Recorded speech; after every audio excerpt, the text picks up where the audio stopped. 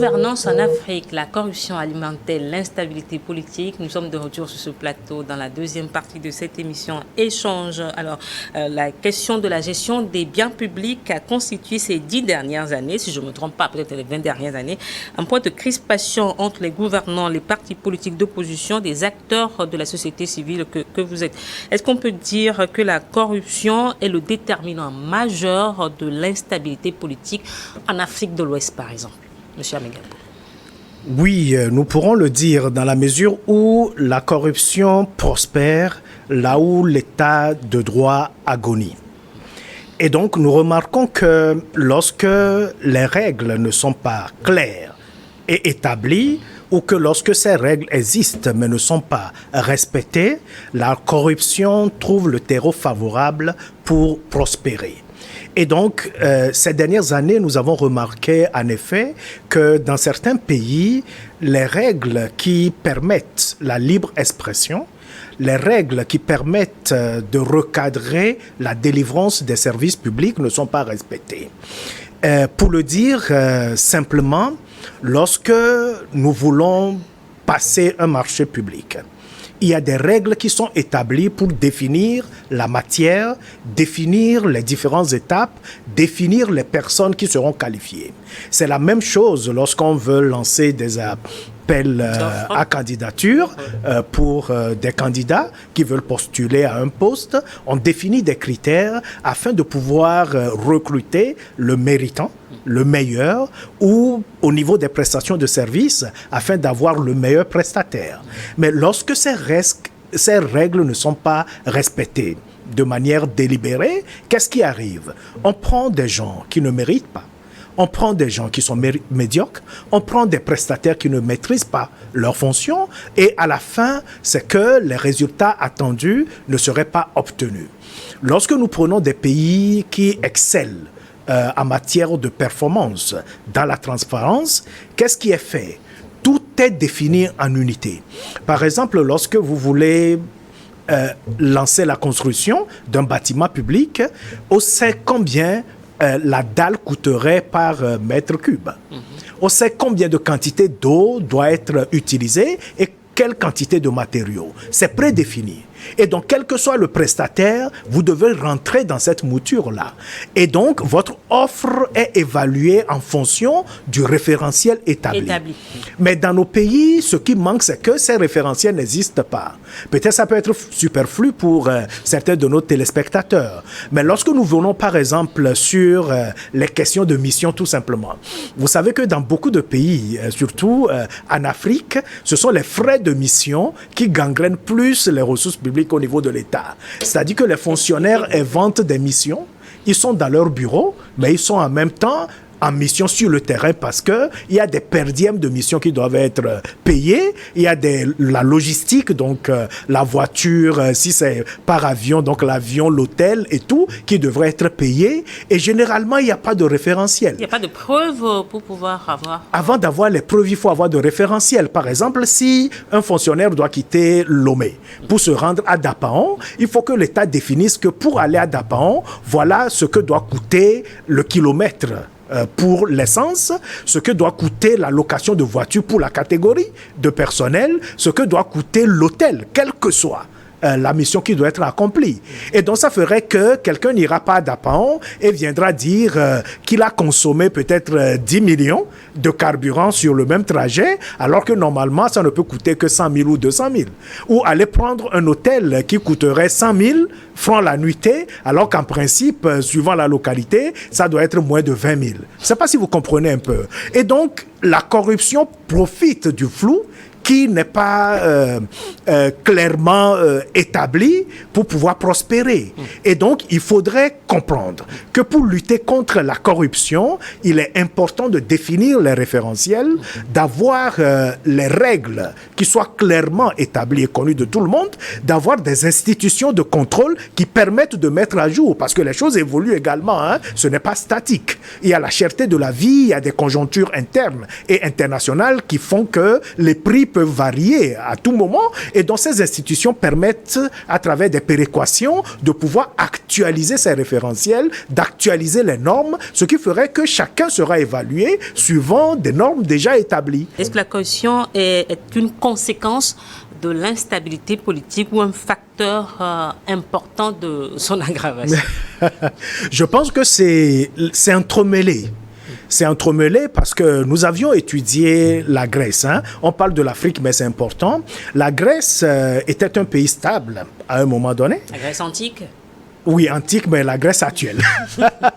Mais à partir des années 2015, on a remarqué que ce pays a fait face à des crises économiques énormes, avec des récessions récidivistes qui ont fait que l'Union européenne était obligée d'adopter des plans de secours financiers et économiques. Mais au fond, lorsqu'on a étudié l'architecture institutionnelle et politique du pays, on a remarqué que la corruption est endogène. C'est-à-dire que lorsque vous voulez par exemple aller acquérir un foncier en Grèce, vous devrez faire face à des situations de double, triple, quadruple vente. Ah ben, le problème, il est le même partout en Afrique également. Oui, je donne cet exemple pour que les gens comprennent, parce que quand on parle de l'Afrique, c'est comme si on s'auto-matraque.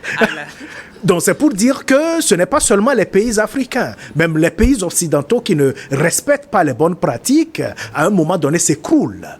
Et donc vous comprenez que l'instabilité politique, pour moi, devrait être la résultante des conséquences d'ailleurs de la corruption. Parce que lorsqu'il y a la corruption, les politiques publiques qui sont déployées n'atteignent pas leurs résultats, n'atteignent pas les cibles. Et donc vous allez remarquer qu'on va commencer une route qu'on ne va pas achever.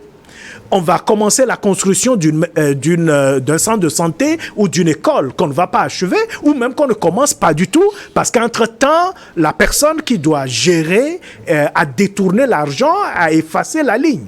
Toute trace, puisqu'il n'y a pas de système de contrôle. On devrait construire, on a eu le financement, mais on ne construit pas, personne ne contrôle, ça disparaît. Et nous voyons ces cas de figure. Et donc, lorsque vous êtes un dirigeant et vous ne mettez pas en place un système tel que je l'avais déjà défini au début, pour contrôler la corruption en impliquant justement tous les acteurs, les acteurs publics de contrôle. D'abord, le Parlement fait le travail à travers les différentes enquêtes parlementaires, les inspections de contrôle de finances et d'État, la Cour des comptes, ça c'est au niveau institutionnel. D'autres pays créent des institutions spécialisées comme au Togo par exemple. Il y a le Raplucia et d'autres vont encore plus loin en créant des juridictions spécialisées comme la CRIEF, la Cour de répression des infractions économiques comme au Bénin, en Guinée ou ailleurs. Et donc il est important de renforcer l'arsenal institutionnel qui doit reposer sur un arsenal juridique également fort. Et enfin, il faut faire en sorte que les lanceurs d'alerte, qui sont des journalistes et les acteurs de la société civile, soient protégés. Au Togo, par exemple, nous avions appris... Monsieur Megapo, vous pensez qu'il est important de protéger celui qui lutte contre vous? Oui, maintenant, c'est contre qui on lutte. Donnons le cas du Togo. Le président de la République, Faure Sobzina Gnassingbé, est le chef de l'État. C'est lui qui rend compte du développement et des problèmes économiques, financiers, sociaux dont le pays raconte. Faure Gnassingbé, certainement, n'est pas celui qui détourne les fonds qui ont été déployés pour construire les écoles, les routes et autres. Ce sont ses collaborateurs. Mais une fois que ces fonds sont détournés et que les auteurs de ces corruptions ne sont pas punis, mais qui rend compte in fine? C'est lui qui rend compte. Parce que c'est lui qui nomme ces personnes. Ces personnes lui rendent compte. Et face au peuple, c'est lui qui rend compte. C'est pour ça que la volonté politique oblige le premier responsable à pouvoir créer les conditions pour que ces acteurs puissent opérer. Parce que lorsqu'ils opèrent, ça peut être ses proches collaborateurs. Parfois, par abus de langage, on peut dire, voilà ce commis de Faure Gnassingbé. Ça désignait son nom. Mais on ne dit pas que c'est Faure Gnassingbé. Tout le monde sait pertinemment qu'il a fait confiance à la personne et la personne a fait preuve de mauvaise foi. Et si la personne n'est pas punie, ça devient de l'impunité. C'est là où le premier responsable devient complice. C'est pour cela que dans tous les pays, l'on plaide pour que les premiers responsables donnent le ton. Quand on parle d'instabilité politique, on évoque également les coups d'État, les putsch. Est-ce que on peut faire ce rapprochement également dans la corruption liée au secteur de la sécurité pour pouvoir éviter ces instabilités politiques? Oui, disons que le secteur de sécurité est considéré comme le secteur muet. Il est vrai que dans beaucoup de pays, il y a une législation, des législations spéciales qui encadrent le fonctionnement du secteur de sécurité. C'est pour ça que vous allez voir le statut particulier des forces armées de défense. Vous allez voir la loi de programmation qui est beaucoup plus financière pour pouvoir accompagner. Mais ce sont des instruments qui sont endossés par les parlements. Et quand on dit que c'est endossé par le Parlement, ça voudrait dire qu'il peut avoir un contrôle parlementaire sur ce secteur et donc prévenir également la corruption. Et donc, qu'est-ce qui se passe généralement? C'est double au niveau du secteur de sécurité. Les agents de force de l'ordre profitent généralement de l'instabilité manifestée par les populations à travers des manifestations, des frondes sociales et politiques pour pouvoir s'inviter dans la scène politique. Et nous le voyons dans beaucoup de pays africains. Si vous prenez le Mali, par exemple, c'est le mouvement M25 ou M5 de l'imam Diko. Mouvement M5. M5 qui avait combattu Ibeka et qui finalement a fini par le coup d'État que nous avons assisté. Et donc le terreau était déjà favorable pour que l'armée intervienne. Dans d'autres cas, c'est circonscrit au sein de l'armée. Et c'est le deuxième facteur où on parle beaucoup plus de mutinerie. C'est-à-dire lorsque les forces de défense et de sécurité trouvent que leurs conditions ne sont pas convenables. Qu'on ne les traite pas bien et que la corruption empêche que ce qui leur est destiné ne leur parvienne. Le cas actuel, c'est la République démocratique du Congo, où le pays débourse beaucoup d'argent, mais qui sont détournés par les officiers et qui n'arrivent pas aux subalternes. Nous avions appris d'ailleurs que les subalternes qui sont sur le terrain devraient bénéficier de $100 par mois comme émolument, mais ces $100 ne leur parviennent pas. Jamais. Parfois, c'est $15, c'est $20 qu'on leur donne comme par pitié et on leur demande d'aller au front. Qu'est-ce qui arrive? Ils déposent les armes lorsque l'ennemi approche. Et ils vont même jusqu'à tuer leur commandant en chef. Vous voyez un peu comme le général Peter qui a été tué à Goma lors de l'entrée du M23 dans le pays. Donc vous voyez comment ça peut se manifester. Et ça, c'est la corruption qui met à genoux tout un grand pays comme la RDC parce que tout simplement, l'armée a été infiltrée par ce phénomène, cette gangrène de la corruption qui a rongé tout et qui finalement a fragilisé l'armée. Alors, l'armée a été impliquée également dans cette affaire de corruption. Aujourd'hui, est-ce que le président Félix Tshisekedi pourra avoir la même mise sur ce phénomène de corruption à partir de l'armée pour pouvoir asseoir cette stabilité dans son pays? Ça serait difficile parce qu'il était mal parti. Nous avions assisté au jugement, à l'interpellation, au jugement, à la condamnation et à l'emprisonnement de Vital Kamerhe, qui à l'époque était son allié avant les élections et qu'il a été libéré sans que, en fait, des mesures ne soient prises pour démontrer à l'opinion publique qu'en réalité, il est blanc-seing. Et donc, la manière dont Vital Kamerhe a été libéré et envoyé au perchoir à la présidente de l'Assemblée nationale envoie un message clair au Congo tant qu'il pourrait avoir un soutien au fauteuil politique ou aux leaders politiques, tout cas de corruption pourrait être impuni. Et donc cette impunité est marquée dans le marbre. Parce que là, ce n'est pas seulement le président de la République qui est indécé, mais également la personne qui a été condamnée, puis blanchie d'un coup et envoyée au perchoir comme le numéro 2 du pays. Et donc dans ce cas de figure, les autres se disent, mais partout où nous trouverons un franc congolais, qu'il soit en dollars ou en euros, nous le prenons. Et rien ne sera fait. S'il est à nous ou pas. S'il vous plaît. Peu importe s'il est à nous ou pas.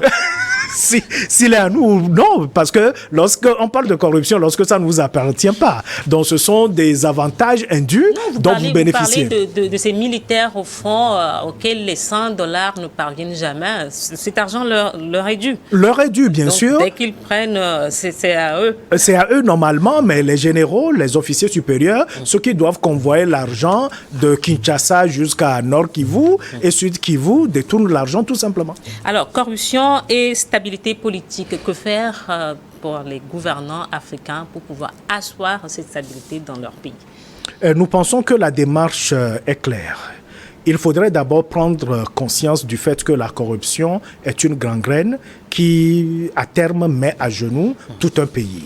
Et donc, lorsqu'il y a cette prise de conscience, il faudrait qu'elle soit née une volonté politique ferme. Et donc, si la volonté politique naît, qu'est-ce qui serait déduit? D'abord, il y aura l'amélioration du cadre juridique de lutte, de prévention et de lutte contre la corruption. Il y aura les cadres institutionnels appropriés qui seront mis en place. Et il y aura une main libre donnée à ces institutions pour fonctionner convenablement et combattre la corruption. Il faudrait également donner une place de choix aux médias, aux journalistes et aux populations en général. Parce que les fonctionnaires, qu'ils soient du public ou du privé, sont les premiers lanceurs d'alerte. Lorsque quelque chose ne va pas bien à l'intérieur d'une institution, ce sont les employés qui sont les premiers à constater, à ressentir, et ils doivent sonner sur la sonnette d'alarme. Et donc, lorsqu'ils se sentent protégés, lorsqu'ils savent que, lorsqu'ils attirent l'attention, ils ne seront pas liquidés, ils ne seront pas sacrifiés, ils vont le faire. Et donc, il faudrait que les pouvoirs publics protègent tous les acteurs qui peuvent être considérés comme des lanceurs d'alerte. Et dans ce faisant, le pays ou les pays vont s'engager résolument à travers les différents indicateurs qui, heureusement, existent et peuvent être évalués à l'interne, mais également avec les institutions extérieures, comme Transparency International, pour faire en sorte que des recommandations soient faites régulièrement. Chaque année, ces recommandations doivent être suivies par les décideurs politiques, les décideurs publics, pour que le phénomène de corruption soit endigué dans nos pays. Nous pensons qu'il y a urgence, parce que le taux que nous voyons est vérifier un peu. Sur les 8 milliards d'habitants que nous sommes sur Terre, à peu près 7 milliards vivent dans des pays qui sont hautement corrompus et dont les services publics ne sont pas performants. Alors, pourquoi est-ce que nous devons continuer à évoluer dans ce sens-là? C'est tout un système qu'il faut reconstruire, mais est-ce que les populations ou les dirigeants africains ont aujourd'hui les ressources nécessaires pour pouvoir accomplir vos recommandations? Bien sûr, il suffit juste pour moi... Dans ce cadre de raréfaction de ressources financières? Non, ce n'est pas la ressource financière essentiellement, c'est beaucoup plus la volonté politique. Parce que l'intelligentsia est là. La volonté politique est l'élément le plus central. Parce que nous avons des bons exemples. On a cité le Cap-Vert, c'est en Afrique de l'Ouest. Le Togo, par exemple, peut envoyer des émissaires au Cap-Vert pour voir les mesures qui sont mises en place pour endiguer, apprendre du Cap-Vert. Et nous avons d'autres pays comme les îles Seychelles, Maurice, le Botswana. Et pour moi, le cas du Botswana est très évocateur dans la mesure où c'est un pays, un grand pays exportateur du diamant. Et nous savons que la malédiction des ressources minières pèse sur beaucoup de pays africains. Et donc, allez-y au Botswana. Botswana, un pays que je connais très bien. J'étais allé à Gaborone et je pourrais vous dire que quand vous y allez, vous croyez que vous êtes en Europe, pas dans un pays africain. Tout est propre, l'éducation est gratuite, la santé est gratuite pour les populations et tout est transparent parce que l'argent est sécurisé et permet d'être investi dans le secteur public. Ce n'est pas beau ça, d'aller à l'hôpital et juste d'être traité sans rien payer parce que tout simplement vous êtes botswanais. D'aller à l'école jusqu'à l'université sans rien payer, d'avoir les premiers stages sans rien payer, d'avoir des bourses pour aller étudier à l'extérieur gratuitement offertes par l'État. Donc, la lutte contre la corruption ne fait que du bien pour la population. Corruption et instabilité politique. Merci Paul Amegakpo d'être passé sur ce plateau. Vous êtes le président de l'Institut Tamberman pour la gouvernance ITG. C'est moi qui vous remercie. Merci également à vous qui êtes restés à notre compagnie. À très bientôt sur New World Info.